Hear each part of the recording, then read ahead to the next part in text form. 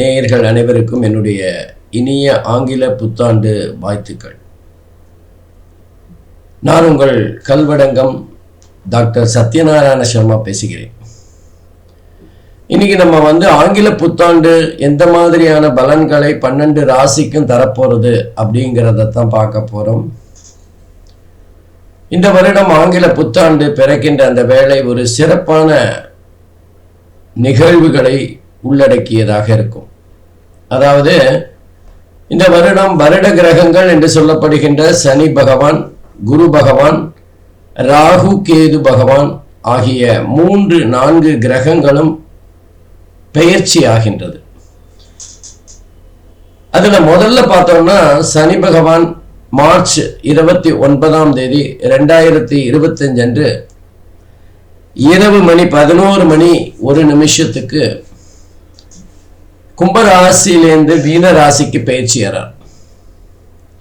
அப்போ ஒரு 3 மாசம் கும்பராசியிலும் மீதி 9 மாதங்கள் மீன ராசியிலும் இருந்து பலன்களை தரப்போறார். அடுத்து நம்ம வருட கிரகத்தில் முக்கியமானது குரு பகவான். குரு பகவானை பொறுத்தவரை மே மாதம் 14ஆம் தேதி 2025 அன்று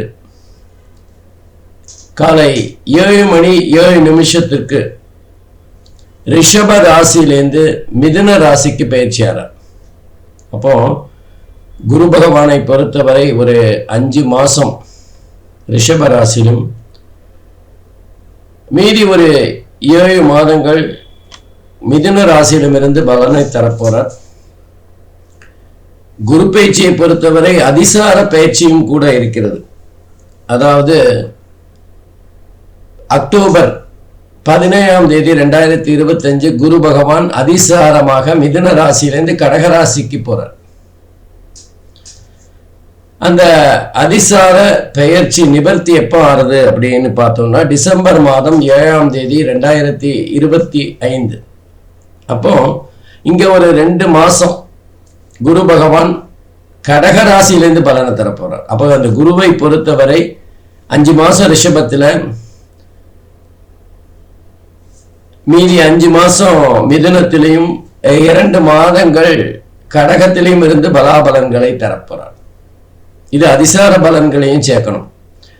இதுல ஒரு 2 வருஷம் 2 மாசம் நீங்க பாத்தீங்கன்னா குரு பகவான் வக்கர நிலையில பிப்ரவரி 4ஆம் தேதி வரைக்கும் வக்கர நிலையில இருந்து பலனை தரப்போறார். அப்போ குரு பகவானோட பலன் அப்படிங்கிறது மிக மிக மாறுதலுக்கு உட்பட்டது. அதனால இந்த தடவை எல்லா ராசிக்காரர்களுக்குமே கொஞ்சம் மாறுகின்ற பலன்களாகத்தான் இருக்கும். நல்லது கெட்டது சாதக பாதகம் எல்லாமே கொஞ்சம் வித்தியாசமாக இருக்கின்ற ஒரு சூழ்நிலையை பார்க்கலாம். அதுக்கப்புறம் மே மாதம் 18ஆம் தேதி அன்று 2025 அன்று ராகு பகவான் மீன ராசியிலிருந்து கும்பராசிக்கு வரார். அதே நேரத்தில் கேது பகவான் மே மாதம் 18ஆம் தேதி 2025 கன்னி ராசியிலிருந்து சிம்ம ராசிக்கு பயிற்சியாரார். ஆகவே இந்த அமைப்பானது எப்படிப்பட்ட பலன்களை 12 ராசிக்கும் தரப்போறது அப்படின்னு தான் நம்ம பார்க்க போறோம். 2024 போல 2025 அவ்வளவு ரொம்ப ட்ரையா இருக்காது. கொஞ்சம் நிம்மதியான சூழ்நிலை இருக்கும். சந்தோஷங்கள் அதிகரிக்கின்ற ஒரு சூழ்நிலை இருக்கும். 2024 விட 25 ரொம்ப நல்லா தான் இருக்கும். அதே மாதிரி இயற்கை சீற்றம் கூட வெகுவாக குறைகின்ற ஒரு சூழ்நிலையை பார்க்கலாம். 2024 நம்ம எதிர்பாராத புயல், மழை எல்லாமே இந்தியாவை சுத்தி சுழட்டி அடிச்சிச்சு. இப்ப 2025 நம்ம ரெகுலரா வருகின்ற அந்தந்த சீசனுக்கு ஏற்ப குறைந்த மழை தான் வரும். பெரிய புயல்கள்லாம் வருவதற்கான வாய்ப்புகள் குறைவு. அதே மாதிரி நிமோனியா போன்ற சில எதிர்பாராத வியாதிகள் காரணமே தெரியாம இந்த 2024 அங்கொங்கும் இருக்கு. கொரோனாவோட தொடர்ச்சியாக நீச்சமாக அங்க இங்க கொஞ்சம் இந்த பிரச்சனைகள் வருது. அதாவது ஜுரம் வந்து பொதுவாக 2-3 நாள் இருக்கும் அப்படின்னா 10 நாள் வரைக்கும் ஜுரம் இருக்கிற ஒரு சூழ்நிலை. அது டெங்கா இருக்கும் அல்லது மலேரியாவா இருக்கும். அந்த மாதிரி மாறுகின்ற ஒரு சூழ்நிலையை இந்த 2024 பார்த்தோம். அதுக்கு மிக முக்கியமா சனி பகவானோட வக்கர நிலையும் குரு பகவானோட வக்கர நிலையும் காரணமா இருக்கும். அப்போ 2025 இந்த மாதிரி ஆரோக்கிய குறைபாடுகள் வெகுவாக குறையும். எல்லாருக்கும் தலைவலி அதெல்லாம் வரத்தான் செய்யும். பட் இருந்தாலும் 2024 படாத பாடு காரணமே தெரியாம கஷ்டப்பட்ட ஒரு கஷ்டமான நிலைமை இருக்காது. இன்னும் குறிப்பா சொல்லணும்னா இந்தியாவோட ராசி அப்படின்னா மகர ராசி. அந்த மகர ராசிக்கு சனி பகவான் 3வது இடத்துல அற்புதமா இருக்கார். 2வது இடத்துல ராகு பகவான். அதே மாதிரி மகர ராசிக்கு 6வது இடத்துல குரு பகவானும், மகர ராசிக்கு 8வது இடத்துல கேது பகவானும் அமர்ந்து பலன்களை தர இருக்கிறார். இதெல்லாம் வந்து ஒரு நல்ல கடந்த வருடம் 2024 விட சிறப்பான பலன்களாகத்தான் கண்டிப்பா இருக்க போறது. அப்போ இந்தியாவில் மழை, சீதோஷ்ணம், புயல், இயற்கை சீற்றங்கள் இதெல்லாம் வெகுவாக குறையும். அரசியல்ல இருக்கிற குழப்பங்கள் வெகுவாக குறைந்து ஒரு நிம்மதியா ஒரு ஸ்மூத்தா போற ஒரு சூழ்நிலை இருக்கும். 2025 இந்தியாவுக்கும் சரி மற்ற தனிப்பட்ட நபர்களுக்குமே ஓரளவுக்கு நன்மைகளை அதிகமாக தர்ற மாதிரி தான் இருக்கும். இந்தியாவோட மதிப்பு வெளிநாடுகளில் கொஞ்சம் அதிகரிக்கின்ற ஒரு சூழ்நிலையை பார்க்கலாம். இந்தியாங்கிறது ஒரு ஆச்சரியமாக பார்க்கின்ற ஒரு சூழ்நிலை ஏற்படும். இந்தியாவோட பல சாதனைகள் வெளியே பேசப்படுகின்ற ஒரு கட்டத்தை பார்க்கலாம். வெளிநாட்டில் இருக்கிற பல இந்தியர்கள் தங்களுடைய திறமைகளை வெளிக்கொண்டு வருகின்ற ஒரு காலகட்டமாக இருக்கும். பொதுவாக 2025 இந்தியாவுக்கு மிக அற்புதமான காலகட்டமாக இருக்கும். இந்த மாதிரியான ஒரு சூழ்நிலையில் இந்த 2025 12 ராசிக்கும் எப்படி பட்ட பலன்களை தரப்போறது அப்படிங்கிறத தனித்தனியா அந்தந்த ராசிக்கு பார்க்கலாம். வாங்க போலாம். அன்பிற்கினிய சிம்ம ராசி அன்பர்களே, இன்னைக்கு நம்ம வந்து 2025 சிம்ம ராசி அன்பர்கள் எப்படிப்பட்ட பலன்களை பெறப்போகிறார்கள் அப்படின்னு பார்க்க போகிறோம். சிம்ம ராசியை பொறுத்தவரை ராசியிலேயே கேது பகவான் சஞ்சாரம் செய்ய போகிறார். அதுவும் மே மாதத்துக்கு அப்புறம்தான். மே மாதம் வரைக்கும் 12வது வீட்டு, அதாவது 2வது வீட்டில் கேது சஞ்சாரம் செய்ய போகிறார். அதே நேரத்தில் ராகுவானவர் சிம்ம ராசிக்கு 8வது வீட்டில் ஒரு 5 மாதமும் 7வது வீடு என்று சொல்லப்படுகின்ற களத்திர ஸ்தானத்தில் ஒரு 7 மாதமும் சஞ்சாரம் செய்ய போகிறார். குரு பகவானை பொறுத்தவரை 10வது வீட்டில் ஒரு 5 மாதமும் 7 மாதம் 11வது வீட்டிலையும் நல்ல அற்புதமான அமைப்பில் குரு பகவான் சஞ்சாரம் செய்ய போகிறார். சிம்ம ராசிக்கு குரு பகவான் நல்ல பலம் பொருந்திய இடத்துல இருக்கார். சனி பகவானை பொறுத்தவரை சிம்ம ராசிக்கு 7வது வீடு மற்றும் 8வது வீட்டில் சஞ்சாரம் செய்து பலன்களை தர இருக்கிறார். இந்த அமைப்புகள் எப்படிப்பட்ட பலனை தரும் அப்படின்னு பார்க்கறதுக்கு முன்னாடி இந்த 2025 என்பது 3 கிரகங்கள், 4 கிரகங்கள்னே வச்சுக்கலாமே. அதாவது சனி பகவான், ராகு, கேது, குரு பகவான் ஆகிய வருட கிரகங்கள் அனைத்துமே திருக்கணிதப்படி பயிற்சி ஆகின்ற ஒரு காலகட்டம் அல்லது வருடம் அப்படின்னு சொல்லலாம். அப்போ ஒவ்வொரு கிரகமும் 2 இடங்களில் இருந்து பலாபலன்களை தரப்போகிறது. அப்போ ஒரு இடம் சுமாரான பலனாக இருந்தால் அது பயிற்சியானவுடன் நல்ல பலனை தருகின்ற அமைப்புக்கு வந்துடும். அதனால் இந்த 2025 12 ராசியுமே கவலைப்பட வேண்டிய அவசியம் இல்லை. குறிப்பாக 2024 விட நிச்சயமாக ஒரு முன்னேற்றமான பலாபலன்களைத்தான் தரும். அந்த பலன்கள் எப்படி, சிம்ம ராசிக்கு அது எப்படிப்பட்ட பலன்களை தரும் அப்படின்னு பார்க்கலாம். சிம்ம ராசியை பொறுத்தவரை குரு பகவான் நம்ம ஜீவனஸ்தானம் அப்படின்னு சொல்லப்படுகின்ற 10வது இடம், லாபஸ்தானம் அப்படிங்கிற 11வது இடத்துல சஞ்சாரம் செய்து பலன்களை தர இருக்கிறார். ரெண்டுமே குருவை பொறுத்தவரை ஒரு நல்ல அமைப்பு தான். அப்போ வேலை விஷயமாக இந்த காலகட்டத்தில் முயற்சி செய்து கொண்டிருக்கின்றவர்களுக்கு வேலை அமையக்கூடிய வாய்ப்புகள் இருக்கு.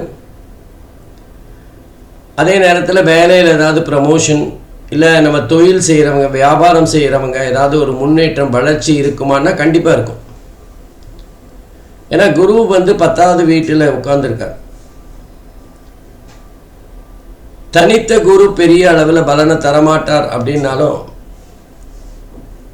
ஜீவனஸ்தானத்தை பொறுத்தவரை குரு பகவான் பணத்தை தருகின்ற ஒரு அமைப்பில் இருக்கார். குருவை பொறுத்தவரை 2, 5, 10 இதெல்லாம் ரொம்ப அற்புதமான இடங்களாக அமையும். அப்போ சிம்மராசி அன்பர்களுக்கு கையில் பணம் புரளக்கூடிய காலகட்டமாக இருக்கும். அது கடனாக இருக்கலாம், அல்லது நம்ம வியாபாரம் செய்திருக்கலாம், சம்பளத்தில் இருக்கலாம். ஏதோ ஒன்று கையில் பணம் எப்போவுமே தாராளமாக புகழுகின்ற ஒரு சூழ்நிலையை பார்க்கலாம். அதே மாதிரி ஒரு 7 மாதம், மே மாதத்துக்கு அப்புறம் குரு பயிற்சியாகி 11வது வீடு என்று சொல்லப்படுகின்ற லாபஸ்தானத்துக்கு புதனோட வீட்டுக்கு வந்துடுறார். அப்போ வியாபாரம், தொழில் போன்ற விஷயங்கள், வேலையாக இருந்தாலுமே ஊதிய உயர்வு போன்ற விஷயங்கள், பண முன்னேற்றம், அதாவது பொருளாதார ரீதியாக முன்னேற்றத்தை தருகின்ற ஒரு காலகட்டமாக அமையும். ஆகவே சிம்மராசிக்கு குருவை பொறுத்தவரை அற்புதமான பலன்களைத்தான் தரப்போகிறார். இது தவிர குருவோட பார்வை வேற இருக்கு. குருவோட பார்வை அப்படிங்கிறது 3, 5, 7 ஆகிய முக்கியமான இடங்களுக்கு விழுகிறது. குரு பார்க்க கோடி நன்மை, குருவினால் அனைத்து தோஷங்களும் விலகும் அப்படின்னு சொல்லப்பட்டிருக்கு. இப்ப குரு 3வது வீட்டை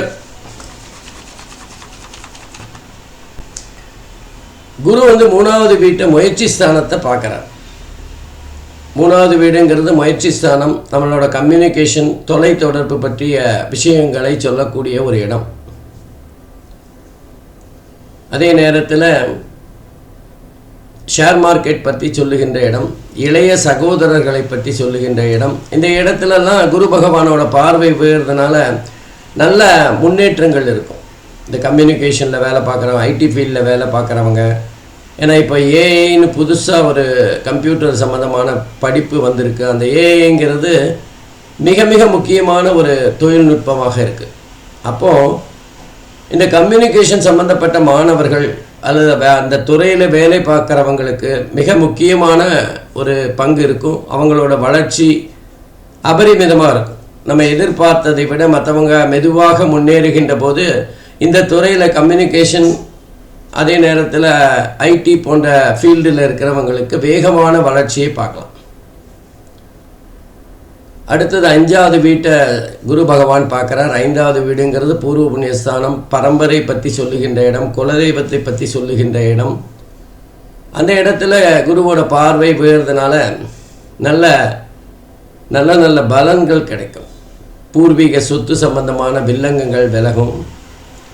நமக்கு ஏதாவது ஒரு பாரம்பரியம் மிக்க ஏதாவது ஒரு பரம்பரை சொத்து வரவேண்டி இருந்தால் அது கைகூடி வருகின்ற காலகட்டமாக இருக்கும். ஜாதகருடைய புத்திசாலித்தனத்தை பற்றி சொல்லுகின்ற இடமும் 5வது இடம்தான். அப்போ ஜாதகர் தன்னுடைய புத்திசாலித்தனத்தை வெளிப்படுத்துகின்ற ஒரு காலகட்டமாக இருக்கும். மாணவர்களாக இருந்தால் நல்ல சிறப்பான மதிப்பெண்கள் பெற்று நல்ல நிலைமைக்கு வருகின்ற ஒரு சூழ்நிலையை பார்க்கலாம். குரு பகவான் 5வது இடத்தை பார்க்கறதுனால காதல் சம்பந்தப்பட்ட விஷயங்கள் கூட வெற்றியாக மாறக்கூடிய வாய்ப்புகள் இருக்குது. அல்லது காதலில் ஏதாவது ஒரு முடிவு தெரிகின்ற ஒரு சந்தர்ப்பம் இருக்கும். பொதுவாகவே 5வது இடம் என்பது காதலை வளர்க்கின்ற ஒரு இடம்னு சொல்லலாம். காதலுக்கு காரகம் பெற்ற இடம் 5வது இடம். அப்போ அந்த 5வது இடத்துக்குரிய இடத்தை குரு பகவான் பார்க்கறதுனால காதல் திருமணத்தில் முடிகின்ற ஒரு சூழ்நிலையை பார்க்கலாம். அது மாத்திரம் இல்லை, 5வது இடம் என்பது எல்லோருக்குமே திருமணத்தை பற்றி சொல்லுகின்ற ஒரு இடமாகவும் இருக்கும். ஆகவே பூர்வ புண்ணியஸ்தானம் என்று சொல்லப்படுகின்ற திருமண சம்பந்தப்பட்ட விஷயங்கள் கைகூடி வருகின்ற ஒரு சூழ்நிலையை பார்க்கலாம்.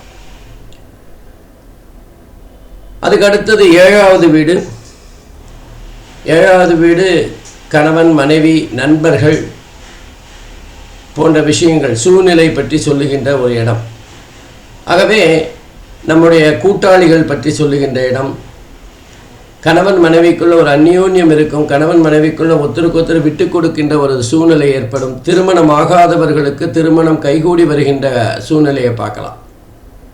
2-3 வருஷமாக திருமணம் தள்ளி போயிட்டே இருக்குது ஏதோ ஒரு காரணத்தில்ங்கிறவங்களுக்கு இந்த காலகட்டத்தில் இந்த குருவின் பார்வை 7வது வீட்டுக்கு கிடைக்கிறதுனால சிம்மராசி என்பவர்களுக்கு திருமணம் கைகூடி வரும்.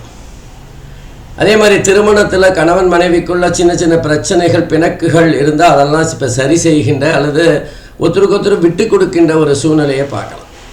நல்ல நேரம், அதாவது 3, 5, 7 ஆகிய இடங்களை குரு பகவான் பார்க்கறது மிக மிக அற்புதமான ஒரு இடம் அப்படின்னு சொல்லலாம். அப்போ குரு பகவானை தொடர்ந்து சனி பகவான் சிம்மராசியை பொறுத்தவரை 7 மற்றும் 8வது வீட்டில் இருந்து பலாபலன்களை தர இருக்கின்றார். பொதுவாக 7வது வீட்டில் 3 மாதம்தான் இருக்கார். 7ல் சனி இருக்கிறதுங்கிறது குடும்பத்தில் குழப்பத்தை விளைவிக்கிற ஒரு இடம்தான். அப்போது சிம்மராசியை பொறுத்தவரை சனி பகவான் 7லேருந்து 8க்கு போனாலும் மிகப்பெரிய ஒரு நன்மைகளை செஞ்சிட போதில்லை. அதனால் சனி பகவானை பொறுத்தவரை சிம்மராசி அன்பர்களுக்கு கொஞ்சம் சோதனைகளை தருகின்ற இடம்தான். சனி வேற சூரியனுக்கு பகை வேற. அப்போது சனியினால் கிடைக்கின்ற பலாபலன்களை விட சனியின் பார்வை வேறு பார்க்கின்ற இடங்களை பாழ்படுத்திவிடும். சனியோட பார்வையானது சிம்மராசிக்கு 2, 5, 10 ஆகிய இடங்களில் வருது. 2ங்கிறது தனஸ்தானம், குடும்பஸ்தானம், வாக்குஸ்தானம். ஆகவே வியாபாரிகளாக இருந்தாலும் அல்லது தொழில் செய்கின்றவர்களாக இருந்தாலும் அவர்களுக்கு வர வேண்டிய பணம் கொஞ்சம் தாமதமாக வரும். கையில் உடனே பணம் வந்து சேருகின்ற நிலைமை இருக்காது.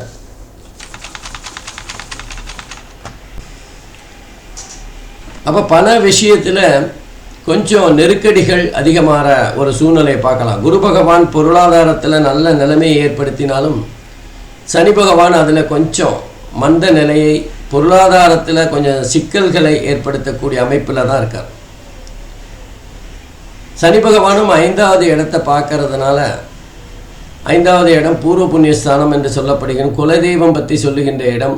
ஆகவே ஜாதகர் நீண்ட நாள் விருப்பமாக குலதெய்வத்தை வழிபடுகின்ற ஒரு சூழ்நிலை ஏற்படும். குலதெய்வம் மட்டுமல்ல இஷ்ட தெய்வத்தையும் வணங்கி வருகின்ற ஒரு சூழ்நிலை ஏற்படும்.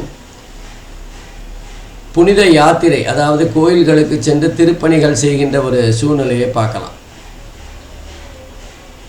5வது இடத்தை சனி பகவான் பார்வையிடுகின்ற காரணத்தினால் வேலை விஷயத்தில் கொஞ்சம் வேலை பழு அதிகரிக்கின்ற ஒரு சூழ்நிலையை பார்க்கலாம். அதிகமாக வேலை இருக்கும், நம்மளால் முடியலப்பா அப்படின்னு சொல்கிற மாதிரியான வேலைகள் அதிகமாக இருக்கிற ஒரு சூழ்நிலையை பார்க்கலாம். ஏன்னா நமக்கு வேலை நிறையா வர வருமானம் வரும்னாலும் உடம்பு ஒத்துழைக்கணும்ல, அந்த மாதிரியான ஒரு இக்கட்டான சூழ்நிலை. பணம் வரும்னாலும் நம்மளால் முடியணும்ல, உடம்பு ஒத்துழைக்க வேண்டுமே. ஆகவே இந்த நேரத்தில் சனி பகவான் பார்வையானது சிம்மராசிக்கு சுமாரான பலன்களைத்தான் தரும். அவர் சனியோட இருப்பும் சரியில்லை, சனியோட பார்வையும் சரியில்லாத ஒரு சூழ்நிலை தான் இருக்குது. அதே நேரத்தில் சிம்ம ராசியிலேருந்து 8வது வீட்டில் இருந்த ராகு பகவான் 7வது வீட்டுக்கு ஒரு மே மாதத்துக்கு அப்புறம் வரார். 7ல் ராகு வர்றது எதிர்பாராத நல்லது கெட்டது இப்போ கலப்படமாக தரக்கூடிய அமைப்பில் தான் இருக்கார். பெரிய அளவில் நன்மைகளை சரப்போகிறதில்லை. தொழிலில் ஒரு பெரிய முன்னேற்றம் திடீர்னு ஏற்படும். இப்படி தான் வரும், அப்படி தான் போகும் அப்படின்னு எதுவும் தெரியாத ஒரு சூழ்நிலையை ஏற்படுத்தி விடுவார்.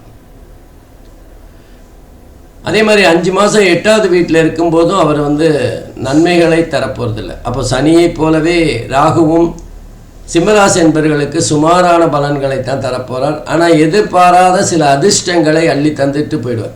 ராகுவை போல் கொடுப்பாரும் இல்லை, கேதுவை போல் கெடுப்பாரும் இல்லைன்னு சொல்லியிருக்கு. அப்போ அந்த ராகு எதிர்பாராத நன்மைகளை செஞ்சிருவார். கேது பார்த்தீங்கன்னா சிம்ம ராசியிலே உட்கார்ந்துருக்கார். அவர் சிம்ம ராசிக்கு 2வது வீட்டில் ஒரு 5 மாதமும் ராசியிலேயே ஒரு 7 மாதமும் இருந்து பலாபலன்களை தரப்போகிறார். ரெண்டுமே சுமாரான பலன்களை தருகின்ற அமைப்பு தான். 2வது வீட்டில் கேது இருக்கும்போது குடும்பத்தில் சின்ன சின்ன சலசலப்புகள், நம்ம செய்கிற விஷயங்களுக்கு கேள்வி கேட்குற ஒரு சூழ்நிலையை பார்க்கலாம். அல்லது தெய்வீக ஆன்மீக சம்பந்தமான குழப்படிகள் ஏற்படக்கூடிய வாய்ப்புகள் இருக்குது. நம்ம சொல்கிற விஷயங்கள் மற்றவங்க ஏற்றுக்காத ஒரு சூழ்நிலையை பார்க்கலாம். ஏன்னா கேது எந்த ராசியில் இருக்காரோ அந்த ராசிக்குரிய காரகத்துவத்தை தடை செய்யக்கூடியவர், இடைஞ்சலாக இருக்கக்கூடியவர். ஞானக்காரகனாக இருந்தாலுமே கேது பகவான் ஒரு ஸ்பீட் பிரேக்கர் மாதிரி தான் தன்னுடைய ராசியில் வேலை பண்ணுவார். அப்போது 2வது வீட்டில் இருக்கிற கேது பகவானும் கூடவே ஜென்மத்தில் வருகின்ற கேது பகவானும் கொஞ்சம் பாடாப்படுத்துகிற ஒரு சூழ்நிலையை தான் பார்க்கலாம். சிம்மராசியை பொறுத்தவரை மே மாதத்துக்கு பிறகு ஜாதகருக்கு உடல் ரீதியாக சில அசௌகரியங்கள் ஏற்படலாம், அசதி ஏற்படலாம். நிறைய நம்மளால் முடியல அப்படிங்கிற ரீதியில் உடல் சம்பந்தமான ஒரு வைத்திய செலவுகள் அதிகரிக்கின்ற சூழ்நிலையை பார்க்கலாம். ஆகவே மொத்தத்தில் பார்த்தா குரு பகவான் மட்டுமே சிம்மராசி என்பர்களுக்கு நல்ல பலனை தருகின்ற அமைப்பில் இருக்கார். ஆகவே சிம்மராசி என்பர்கள் இந்த காலகட்டத்தில் கொஞ்சம் முன்னெச்சரிக்கையாக இருக்கணும். இருந்தாலுமே 5 மாதங்கள் ராகுவும் சரி கேதுவும் சரி சுமாரான பலன்களை தருகின்ற அமைப்பில் இருக்கிறதுனால கொஞ்சம் முன்னெச்சரிக்கையாக அல்லது அவசரப்படாமல் நம்ம இருந்தோன்னா சிம்மராசி என்பர்கள் இந்த 2025 முடிந்த அளவுக்கு பண வருமானத்தை சேர்த்து கொஞ்சம் சந்தோஷமாக வாழ்க்கையை நகர்த்தலாம். அவசரப்படாமல் இருக்கணும். அவசரப்பட்டால் அவசரக்காரனுக்கு புத்தி மட்டுங்கிற மாதிரி சிம்மராசி அன்பர்கள் இந்த காலகட்டத்தில் கொஞ்சம் நிதானமாக செயல்படணும். நன்றி, வணக்கம். அன்பிற்கினிய கன்னிராசி அன்பர்களே, 2025 கிரக பெயர்ச்சிகள் மூலமாக கன்னிராசி அன்பர்கள் எப்படிப்பட்ட பலன்களை பெறப்போகிறார்கள் அப்படின்னு பார்க்கலாம். பொதுவாக இந்த 2025ஓட ஸ்பெஷல் என்ன அப்படின்னா, 2025 திருக்கணிதப்படி 3 வருட கிரகங்களும் பயிற்சியாகும். 3 இல்லை 4ன்னு வச்சுக்கோங்க. ராகு கேது குரு சனி பகவான் ஆகிய 4 கிரகங்களுமே பயிற்சியாகுது. அப்போது ஏற்கனவே 2024 காலகட்டத்தில் அவைகள் ஒரு அசுபஸ்தானத்தில் இருக்குது அப்படின்னா இப்போ அது சுபஸ்தானத்துக்கு வந்துடும். தீமைகள் செய்கின்ற ஒரு இடத்துல இருந்ததுன்னா இப்போ நன்மைகள் செய்கிற இடத்துக்கு வந்துடும். அல்லது நன்மைகள் செய்கிற இடத்துல இருந்தால் தீமைகள் செய்கிற இடத்துக்கு போயிடும். அப்போது இந்த கிரக பயிற்சிகள் 2025 கன்னிராசி அன்பர்களுக்கு பாதி நல்லதும் பாதி கெட்டதுமாக தர இருக்கின்றார். இப்போ உதாரணமாக சனி பயிற்சியை பார்த்தோம்னா, சனி பகவான் கன்னிராசிக்கு 6வது இடத்துலேருந்து 7வது இடத்துக்கு போகிறார். 6வது இடம் சனி. பொதுவாக 3, 6, 11 அப்படிங்கிறது ராகு கேது சனிக்கு நல்ல இடம். அப்போ சனி 6வது இடத்துலேருந்து 7க்கு போனாலும் குரு பகவான் கன்னிராசிக்கு 9வது வீட்டிலேருந்து 10வது வீட்டுக்கு வரார். அதுவும் ஓகே, ஓரளவுக்கு நல்ல இடம் தான். அதே மாதிரி ராகு பகவானை எடுத்தீங்கன்னா, ராகு பகவான் 7வது வீட்டிலேருந்து 6வது வீட்டுக்கு வரார். ராகுவுக்கு 6வது வீடு ஒரு நல்ல உசிதமான நல்ல பலன்களை தருகின்ற இடம், அதிர்ஷ்டத்தை தருகின்ற இடம். கன்னிராசிக்கு ஜென்மத்திலேயே சஞ்சாரம் செய்து கொண்டிருந்த கேது பகவான் இப்போ 12வது வீட்டுக்கு போகிறார். அதுவும் ஓரளவுக்கு நன்மை தான், ஜென்ம ராசியை விட நன்மை தருகின்ற ஒரு அமைப்பு. அப்போ கன்னிராசியை பொறுத்தவரை 4 முக்கியமான கிரகங்களுமே ஓரளவுக்கு நன்மைகளை தருகின்ற அல்லது முடிஞ்சவரை கெடுதல்கள் இல்லாமல் பலன்களை தர இருக்கின்றார்கள். முதல்ல குரு பகவானை பார்ப்போம். குரு பகவான் கன்னிராசிக்கு 9வது இடத்துல ஒரு நல்ல இடத்துல தான் உட்கார்ந்துருந்தார். அப்போ 9லேருந்து 10வது இடத்துக்கு ஜீவனஸ்தானத்துக்கு மே மாதத்தில் பயிற்சியாகிறார். அப்போ மே மாதம் வரைக்கும் 9வது இடத்துல இருக்கார். 9வது இடத்துல இருக்கும்போது அந்த குரு பகவானுடைய அந்த மாணவர்களுக்கு ஒரு மேற்படிப்பு அல்லது உயர்கல்வி சம்பந்தமான விஷயங்களில் நன்மைகளை தருவார். பாக்யஸ்தானம்னு சொல்லப்படுகின்ற இடம். அந்த இடத்துல குரு பகவான் சஞ்சாரம் செய்கின்ற போது நல்ல யோகங்களை அள்ளி தருகின்ற ஒரு காலகட்டமாக அமையும். படிக்கின்றவர்களுக்கு மேல் படிப்பு, வெளிநாடு சென்று வருகின்ற வாய்ப்புகள் எல்லாமே கிடைக்கக்கூடிய ஒரு காலகட்டம். அடுத்து 10வது வீடு ஜீவனஸ்தானம். ஜீவனஸ்தானத்தில் குரு பகவான் சஞ்சாரம் செய்யும் போது வேலையில் ஏதாவது முன்னேற்றம், பதவி உயர்வு போன்றவைகள் கிடைக்கக்கூடிய வாய்ப்புகள் இருக்கு. அப்போ மிதுன ராசியில் சனி பகவான் பயிற்சியான பிறகு குரு பகவானோட பார்வையானது 2, 4, 6 ஆகிய இடங்களில் போயிடுது. 2ங்கிறது தனஸ்தானம், குடும்பஸ்தானம், வாக்குஸ்தானம். கன்னி ராசிக்கு 2வது இடத்துல குரு பகவானோட பார்வை விழுறதுனால வருமானம் அதிகரிக்கக்கூடிய தன்மை இருக்கும். பொருளாதாரத்தில் பெரிய அளவில் மேன்மை பெறுகின்ற காலகட்டமாக இருக்கும். கையில் பணம் கொஞ்சம் தாராளமாக புரளும். அதே மாதிரி நம்ம சொன்னால் வார்த்தைகளுக்கு மதிப்பு இருக்கும். நம்ம சொன்னால் அந்த வார்த்தைகளை நம்ம நிச்சயமாக செய்வோம் அப்படிங்கிற நம்பிக்கை மற்றவங்களுக்கு இருக்கும்.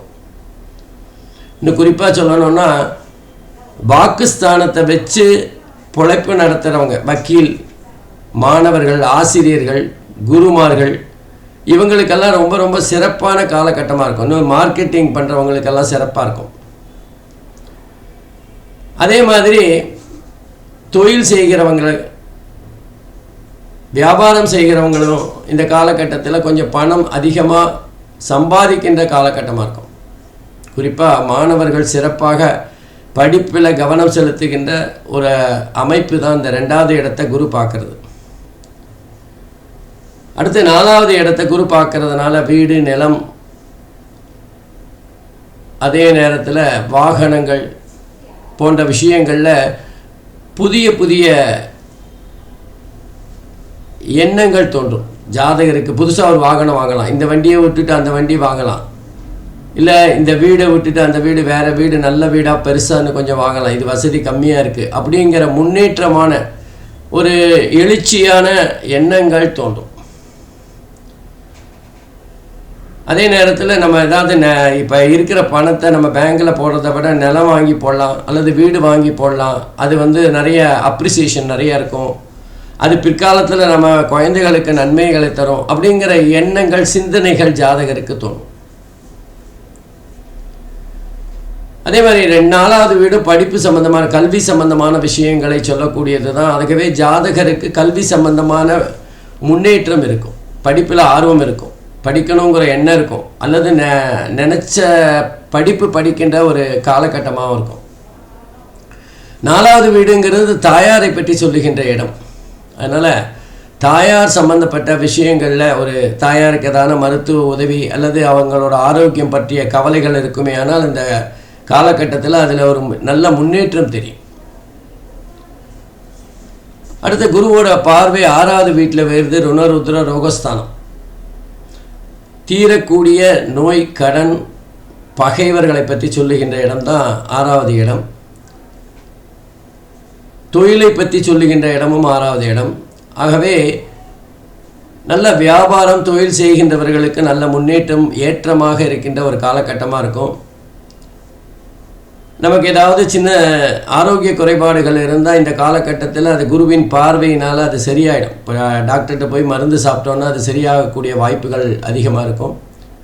பெரிய அளவில் பாதிப்பை தராது. அதே மாதிரி பகைவர்களை வெல்லுகின்ற ஒரு சூழ்நிலையும் இருக்கும். நம்ம ஏதாவது வீடு வாங்கணும் இல்லை வாகனம் வாங்கணும், அதுக்காக கடனுக்கு அலையணுமா அப்படின்னு நினைக்க வேண்டாம். போய் நம்ம கேட்டோன்னே கடனை கொடுக்கக்கூடிய சூழ்நிலைகள் உருவாகும். இந்த நேரத்தில் நம்ம கடன் வாங்கிறது, கடன் கொடுக்கறது, கடன் சம்பந்தமான பிரச்சனைகள் எல்லாமே சுமூகமாக முடியும். ஆகவே குரு பகவானுடைய அற்புதமான பலாபலன்கள் கன்னி ராசி அன்பர்களுக்கு கிடைக்கும்.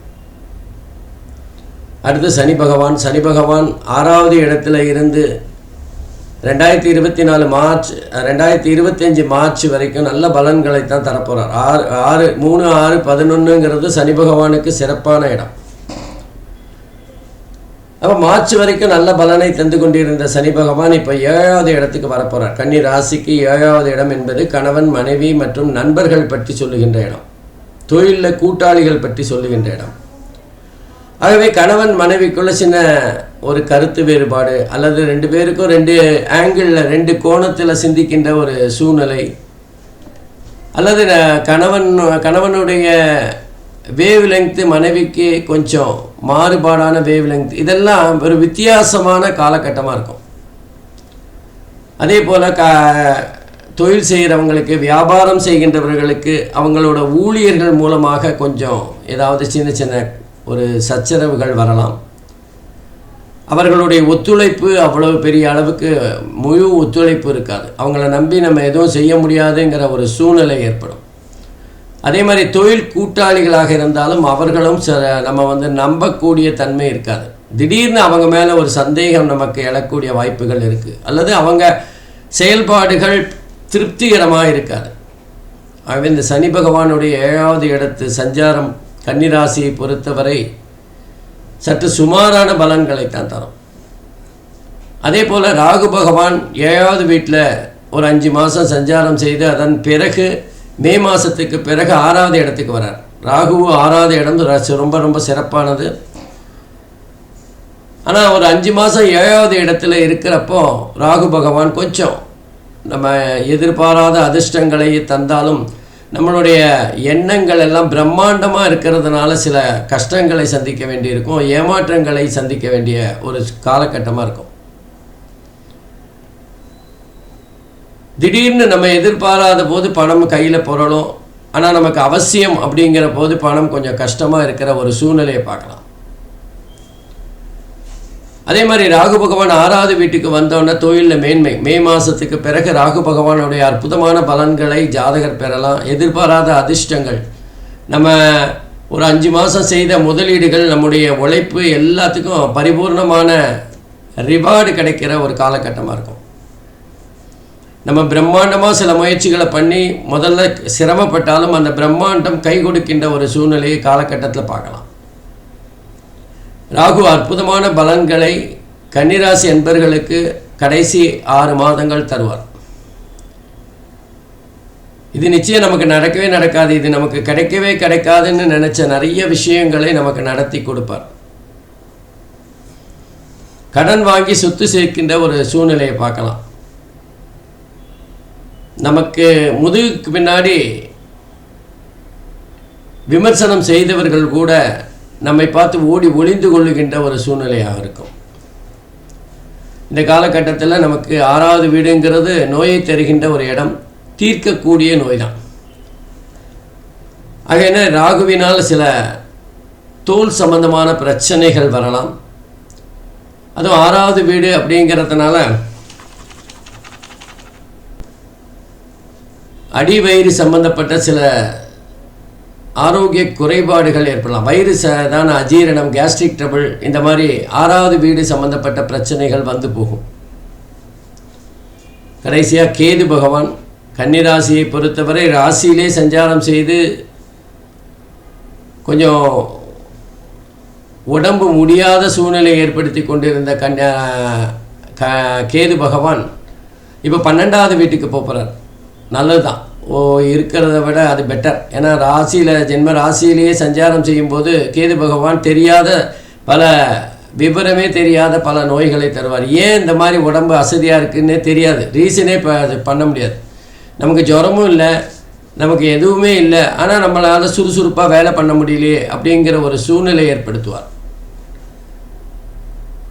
காரணமே தெரியாமல் நம்மளால் முழுமையாக திருப்திகரமாக வேலை செய்ய முடியாத ஒரு இக்கட்டான சூழ்நிலையை உருவாக்கி விடுவார்.